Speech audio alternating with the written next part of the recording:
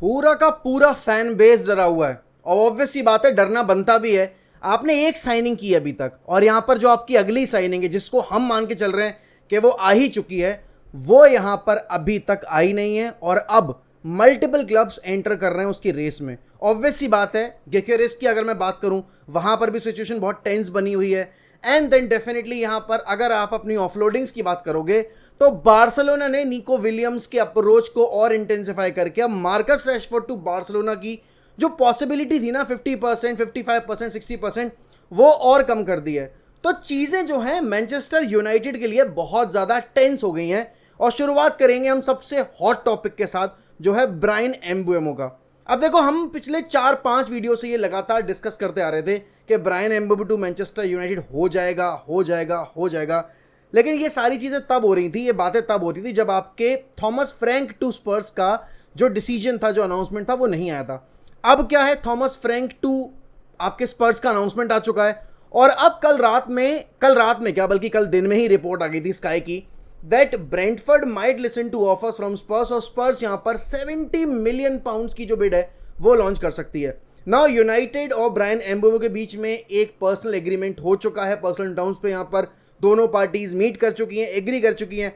लेकिन देखो, personal terms agree करने से कुछ नहीं होता है। आपको याद होगा जॉन ओबी मिकेल जो आगे चल के चेल्सी के लिए खेले, उन्होंने तो यहां पर वर्बल कॉन्ट्रैक्ट तक साइन कर लिया था, लेकिन फिर at the end of the transfer saga he went on to play for Chelsea. तो चीजें अभी भी यहां पर हमारे कंट्रोल में नहीं, और people who are very very very confident that United can not miss out on Bryan Mbeumo, वो ये भूल रहे हैं कि सब पैसे का खेल है।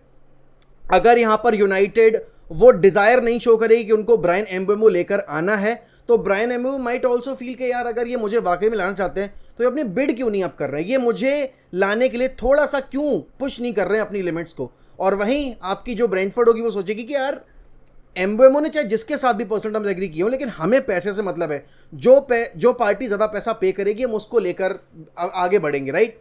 तो स्पर्स अगर यहां पर डेनियल लीवी के अंडर गाइडेंस, अंडर यहां पर आपके अगर आप डिसीजन मेकिंग देखोगे, और अगर वो एक ऐसा प्राइस टैग यहां पर पुटअप कर देते जिसको ब्रेंटफोर्ड शायद ना ठुकरा पाए, तो we might miss out on Bryan Mbeumo. And अगर ब्रायन एम्बुएमो मिस हो जाता है तो ऑब्वियस सी बात है, फिर हमारी थोड़ी दिक्कतें बढ़ जाएंगी, बिकॉज हमने टारगेट्स इतने सॉर्ट आउट किए नहीं है। स्ट्राइकर पोजीशन पे भी अगर आप देखोगे, ह्यूगो एकितिके का नाम आया है, बट मेरे हिसाब से यहां पर ह्यूगो एकितिके का नाम लाया इसीलिए जा रहा है जिससे कि लिवरपूल जो कि इंटरेस्टेड है उसमें, और चेल्सी जो कि इंटरेस्टेड है उसमें, वो अपना अप्रोच थोड़ा सा और सीरियस करें और एक सीरियस बिड लॉन्च करें यहां पर, रेदर देन थोड़ा सा वर्बल एग्रीमेंट कोशिश कर ली, या फिर ऐसे ही नियर अबाउट आपने बिड लॉन्च कर दी, या फिर बिड आपने प्लेस करने की कोशिश की।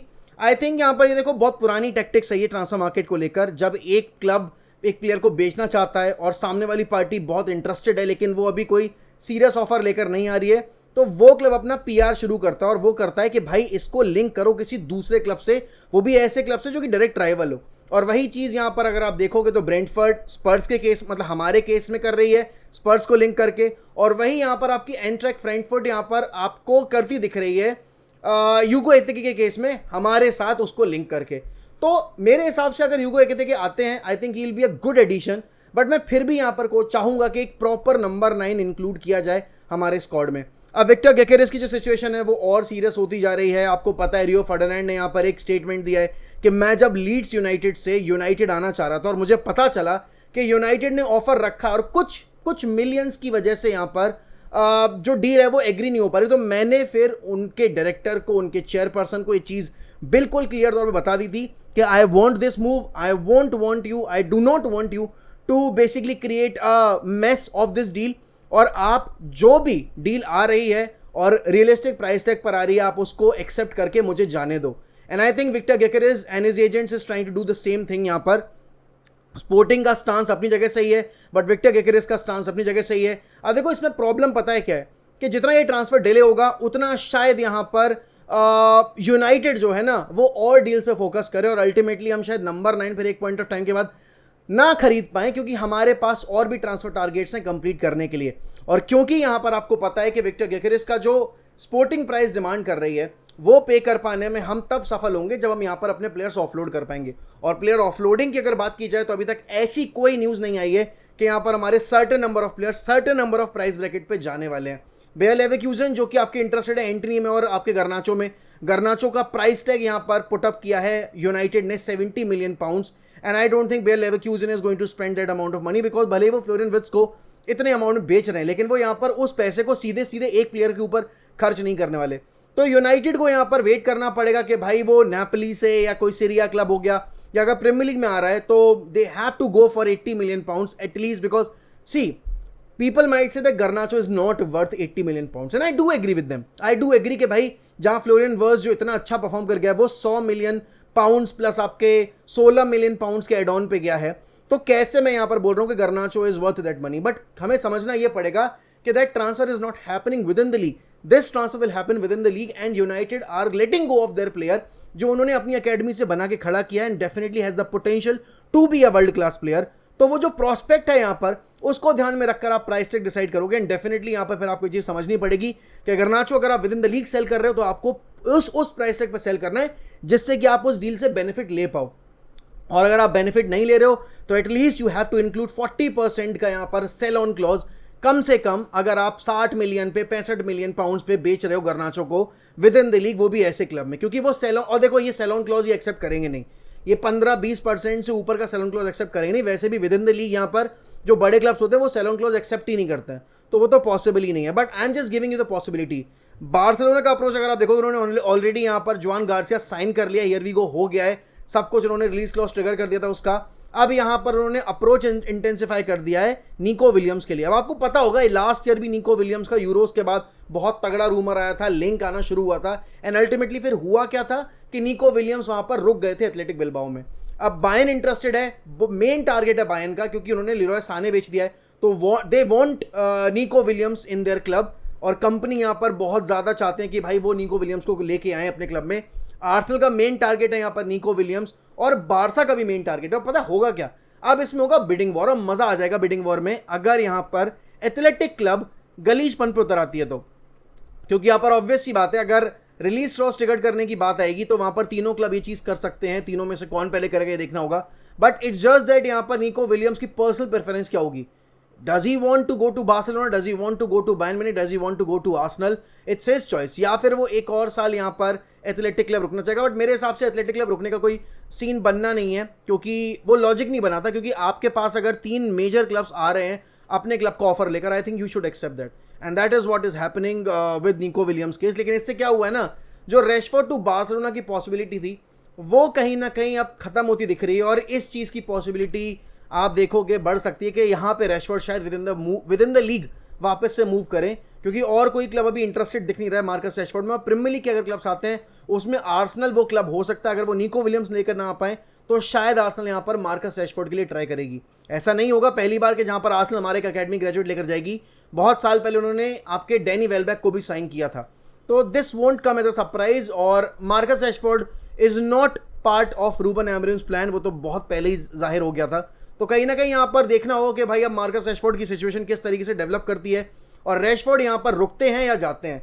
अब देखो क्या है, जैसे स्पर्स का नाम यूज करके आपकी ब्रायन एम्बेमो की डील को थोड़ा यहाँ पर हाइप करने की कोशिश की जा रही है, प्लस यहाँ पर ह्यूगो एक्टिकी के लिए हमारा नाम यूज कर आपके चेल्सी और आपकी लिवरपूल के ऊपर प्रेशर पुटअप किया जा रहा है, ऐसे ही यहाँ पर स्पोर्टिंग के ऊपर प्रेशर पुटअप करने के लिए यूनाइटेड ने लिंक शुरू कर दिया है विक्टर ओसिमन के साथ, and that is a link that I would want to entertain, honestly saying this. But यहां पर क्या है कि United seriously is interested in Gyokeres, and Victor Osimhen को वो as a smoke screen use कर रहे हैं, जहां पर वो इस डील के थ्रू स्पोर्टिंग के ऊपर प्रेशर पुटअप करेंगे कि देखो तुम्हारे प्लेयर के लिए सिर्फ 2 क्लब इंटरेस्टेड हैं, एक आर्सेनल एक मैनचेस्टर यूनाइटेड, और अगर यहां पर आर्सेनल बेंजामिन सेस्को को लेकर आ रही है तो तुम्हारे पास फिर कोई ऑप्शन बचेगा नहीं इसको बेचने के सिवा, बिकॉज गिकरेज रुकना नहीं चाह रहा। और जो न्यूज निकल कर आई है उसके हिसाब से गिकरेज और यूनाइटेड मैनेजमेंट के बीच में डायलॉग्स एक्सचेंज हुए हैं, और उसके मुताबिक यहां पर गिकरेज यूनाइटेड ज्वाइन करने में काफी इंटरेस्टेड है। तो अब बात यह है कि भाई इस पॉइंट ऑफ टाइम पे गिकरेज क्या चाहेंगे। गिकरेज यहां पर चाहेंगे कि मैं वेट करूं आर्सेनल के आपके अप्रोच का, जब वो बेंजामिन सेस्को से रिजेक्ट हो जाए या बेंजामिन सेस्को की डील कोलैप्स हो जाए, क्योंकि देखो दोनों फॉरवर्ड साइन करना था पॉसिबल है जब आप यहां पर अपने 2 फॉरवर्ड्स को लेट गो कर रहे हो, और जिसमें से कि एक गैब्रियल हीजूस होंगे और दूसरे काय हावर्ट्स हो सकते हैं, क्योंकि आपके पास ऑलरेडी मिकेल मरीनो है, तो मेरे हिसाब से वो पॉसिबल नहीं है। But we have to wait and see. यहां पर यूनाइटेड अगर विक्टर गिकरेज की जगह ओसिमन भी लेकर आएगी, I think that would be a brilliant addition to the squad because that what's we need right now. एक गोल स्कोरर, एक प्रॉपर पोचर, एक प्रॉपर बुली, एक proper fox in the box kind of a striker, and वो सारी check boxes, वो सारे जो आपके जो कैटेगरीज है ना, वो फुलफिल करता है आपका विक्टर ओसिमन वाला प्रोफाइल. एंड ग्योकेरेस के केस में जो सिस्टम है, he is used to that system because वो अभी स्पोर्टिंग में खेल रहा था रूबन अमोरिम के अगेंस्ट अंडर. तो ऑब्वियसली बात है, दोनों में से कोई भी आएगा, it would be a huge upgrade over the current number 9 Rasmus Hojlund. लेकिन हाँ भाई, United need to sort out their shit. United need to finalise the deal for Bryan Mbeumo. You have to launch a serious bid. क्योंकि देखो, ये अगर कोई भी fan मन में बना के बैठा है कि नहीं भाई, United are going to get आपके यहाँ पर ब्रायन एम्बेमो की डील फाइनलाइज जस्ट बिकॉज उसने यहाँ पर अपना जो एक डील है वो पर्सनल टर्म से वो एग्री कर लिया. नहीं भाई, क्लब के ऊपर भी बहुत कुछ डिपेंड करता है. तो देखना होगा, वेट करना पड़ेगा. We have to make Bryan Mbeumo feel that we need you. उसके बाद यहां पर जो होगा वो देखा जाएगा. बट हाँ, यूगो एकितेके भी अगर आते हैं, I think he will also be a very good addition. लेकिन सिर्फ एक मथाइस कुनिया की साइनिंग से आप यहां पर कॉन्फिडेंट नहीं हो सकते कि आपने यहां पर ट्रांसफर मार्केट में अच्छा काम किया है.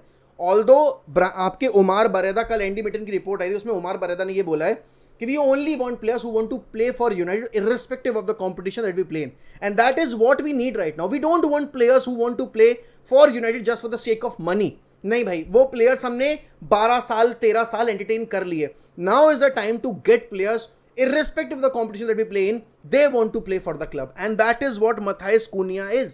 Matthias Cunha के अगर आप यहाँ पर सुनोगे जो डायलॉग्स हैं वो यही हैं कि भाई Matthias Cunha wants to play for United because he is a boyhood United fan, and plus he wants to put United back to the place where we once used to be. I won't say we want to be at the podium because वो वहाँ तक पहुँचने के लिए एक process है. और जो लोग ये सोच रहे हैं ना कि अगर हम इतना स्लो मार्केट में मूव करेंगे तो हम कैसे यहाँ पर वो जो एम्बिशन है हमारी, जो प्रोजेक्ट 2028 है, वो कैसे अचीव करेंगे, that is a timeline that has been set. And timelines यहाँ पर हर बार मैच कर जाएं ऐसा पॉसिबल नहीं होता है. Will have to be patient and then will have to decide कि भाई हमें करना क्या है, कैसे करना है. पहले टीम बनेगी, फिर उसके बाद जो है वो प्रोसेस आपका कैरी फॉरवर्ड किया जाएगा. But yes, as I said भाई, it's a very tricky situation for United इस पॉइंट ऑफ टाइम पे. Barcelona are seriously moving in the market for their serious players and they are doing a great work यहाँ पर. But will have to wait and see. क्या लगता है आपको, क्या हम ब्रायन एम्बेमो की डील पे मिस आउट करेंगे? नंबर 9 के तौर पर हम किसको लेकर आएंगे? गिकेरेस को लेकर आएंगे, ओसिमन को लेकर आएंगे, या ह्यूगो एकितेके को लेकर आएंगे? Do let me know in the comments. And इसी के साथ दोस्तों मैं आपसे लूंगा अलविदा. मिलता हूं अगली वीडियो में. ध्यान रखिए अपना. Bye bye and take care. Lots of love to you.